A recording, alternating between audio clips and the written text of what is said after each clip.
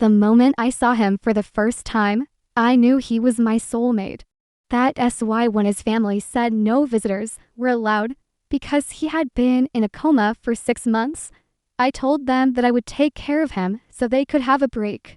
I never imagined I would fall in love with the patient I was taking care of, but I did. And it was only a matter of time until I let my feelings be known. But what would he think? Would he feel the same way about me? Or would he not even remember me after all this time? And how do you ask out a guy who's still in a coma? I leaned over him and felt his breath on my skin. I started spending all my free time with him. I read him stories, I sang him songs, and we just talked for hours. It didn't matter that he couldn't respond. Was he touching me? I looked down and saw that his hand was indeed on mine.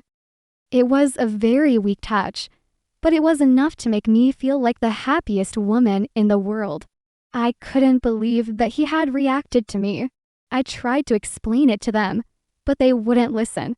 I would show them that he did indeed love me, but how? Then I remembered something. Noah had reacted to me the first time I kissed him on the forehead. What if I tried again?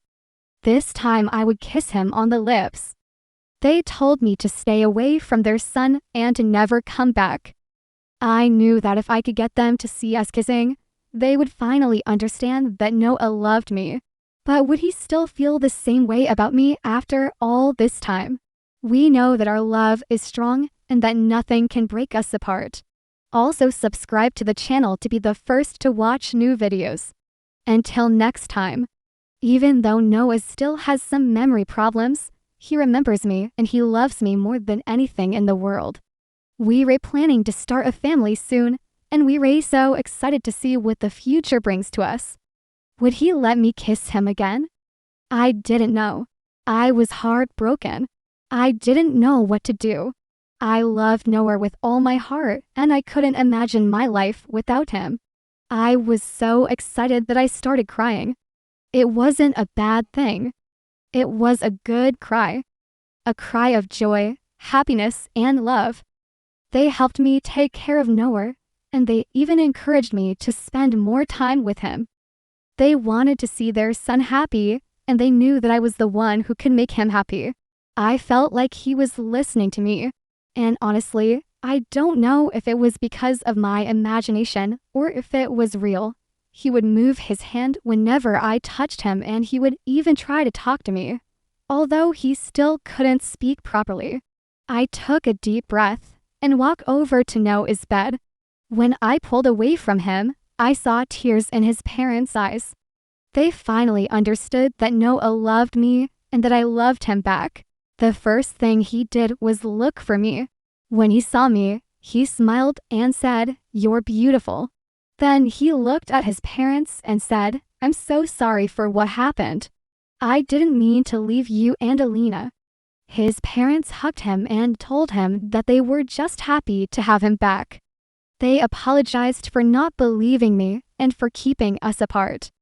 They told me that they were happy for us and that they would do anything to help us be together. His parents were sitting in the chairs next to his bed, talking to him. When they saw me coming, they stopped talking and looked at me. I could see the suspicion in their eyes. They still didn't trust me, but I didn't care. I had to do this for Noah. It was amazing to see him responding to me. It gave me hope that he felt the same way about me.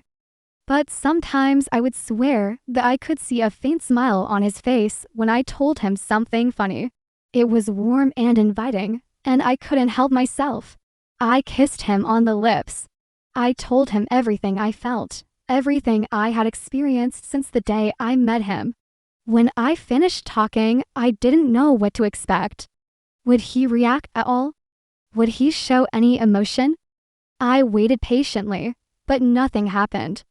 Just when I was about to lose hope, I felt his hand move slightly. At first, he didn't react, but then he began to move his head from side to side as if he was trying to get closer to me.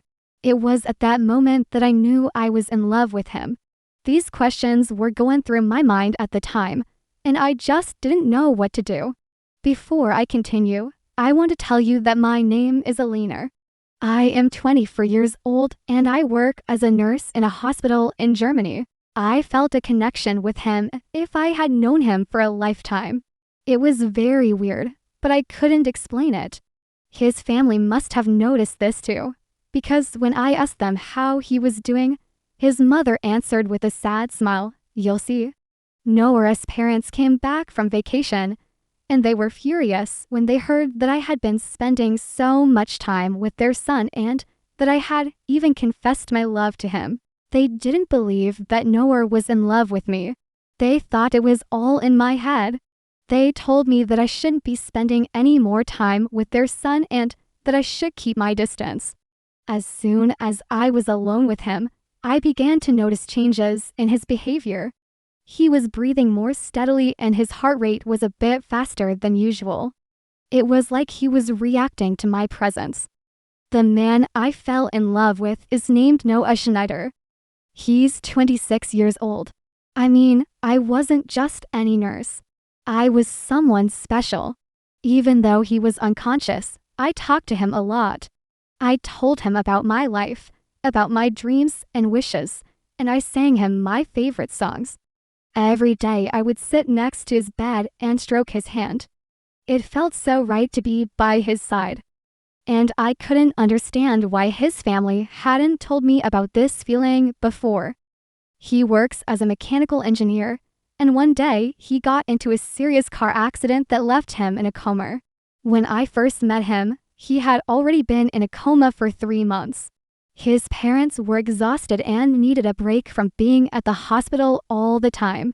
So when I offered to take care of their son for a few days so they could go on vacation, they were very grateful.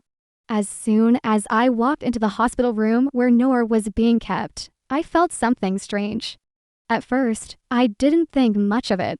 One day, while I was sitting next to him, I decided to kiss him on the forehead.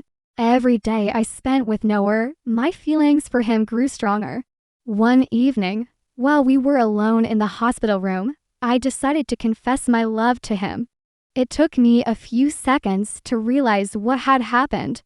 After that day, things started to change. Noah began to react more and more to me. But one day, something terrible happened. I was devastated.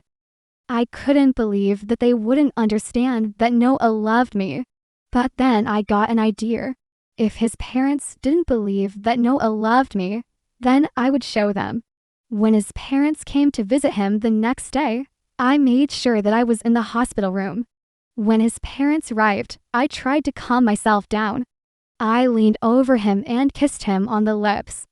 It was a gentle kiss, full of love and tenderness. From that day on, Noah's parents were the best. A year after Noah's accident, he finally woke up. Noah and I are now married and we couldn't be happier. Thank you for watching my story. Please like and share it with your friends if you enjoyed it.